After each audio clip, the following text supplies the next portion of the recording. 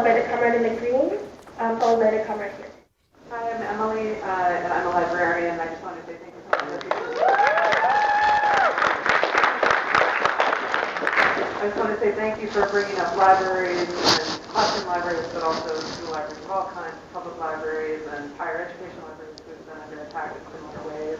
But I think your point that public education needs to be a site of socialist organizing, I think libraries really do too. Socialist? What?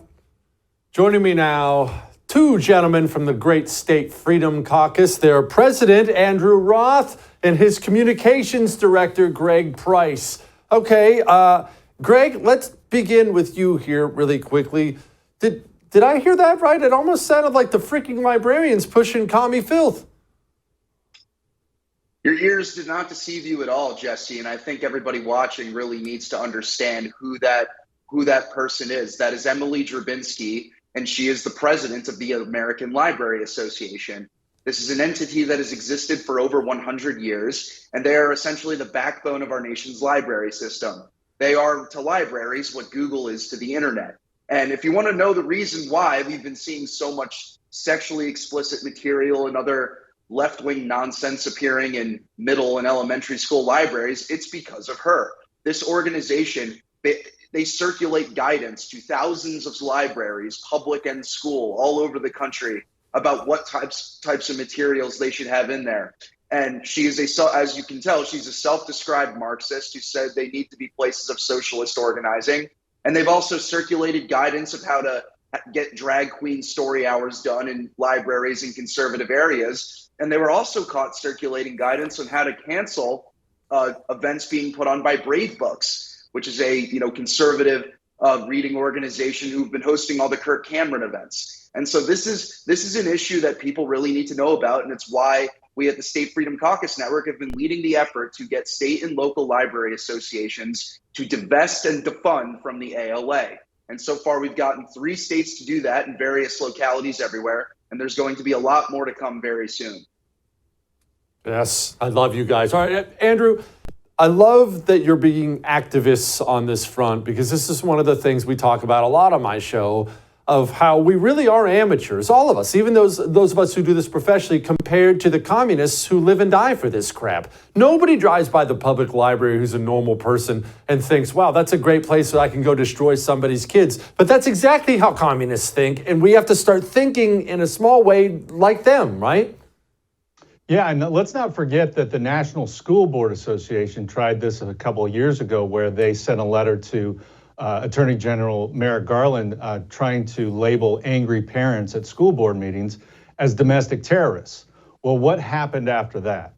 Clearly, a lot of conservatives across the country, a lot of states divested and severed ties with the National School Board Association. We're recommending that they do the same thing with the American Library Association. The leftists, the Marxists, they have taken over these institutions that used to be politically neutral and now have weaponized it against our families. So let's get after it. We've already had a Montana leave. We've already had a county library association in Wyoming leave. We had one in Florida leave. The entire state of Texas has severed ties with the ALA. So let's strap it on and get all the other states out of there too. We got to break the back of the ALA if we're gonna succeed and have our kids flourish. Andrew, just quick follow-up on that. A lot of people, for the first time in their lives, just heard about a county library group. What is this county library group? People don't realize that counties oversee their libraries. Can you please explain? Yeah, I mean, the library system in our country is a nest of bureaucracy. There are local libraries, county libraries, state libraries, then you have associations, and all of that money funnels from the federal government through the ALA into the state governments, and then the state governments fund all of these state library associations. The ALA trains all of the librarians in the country. I mean, this is a very thick web of indoctrination that's occurring. So every level of accountability, every level where there's a library or a library association, we have to defund it and divest from it. trains their librarians. Now, Greg, I understand you both are nicer people than I, so I'm just going to come right out and say it. How much freaking training is required to put a book in the specific section where it's supposed to be and stamp it when somebody brings it back? I can train a freaking monkey to do that. Why do they need so much training, Greg? Well, because the trainings are not actually about, putting the book on the shelf and the Dewey Decimal System, et cetera.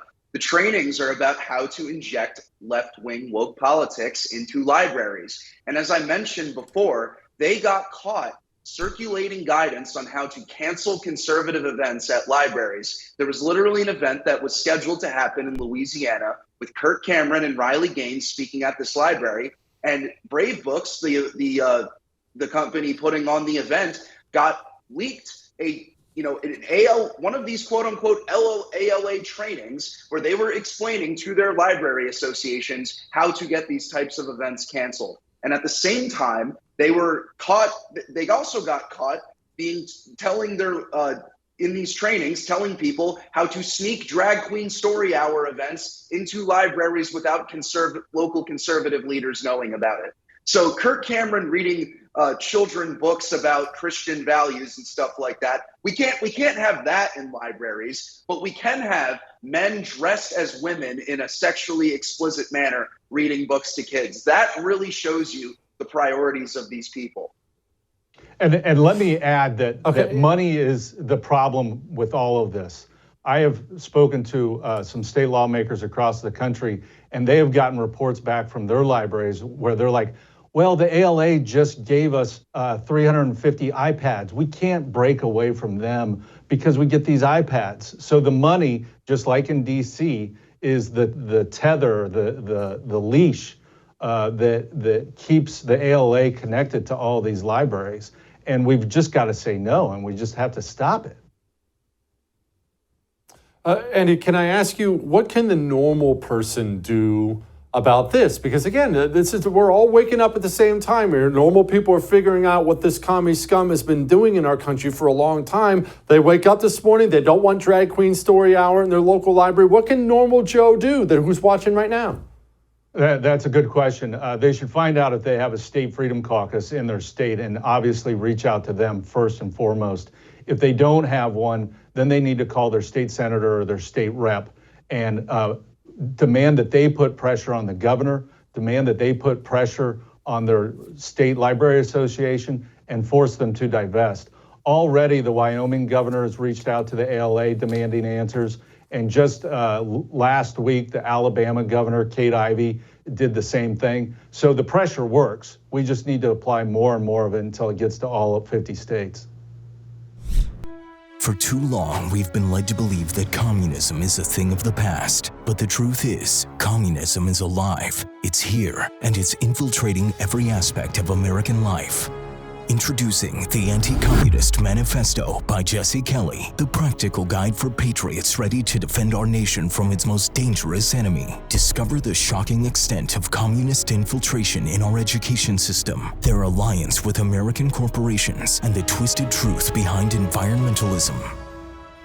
This eye-opening book exposes the true face of communism and empowers you to fight back. Join the fight for freedom. Pre-order your copy of the Anti-Communist Manifesto today by going to jessekelleybook.com.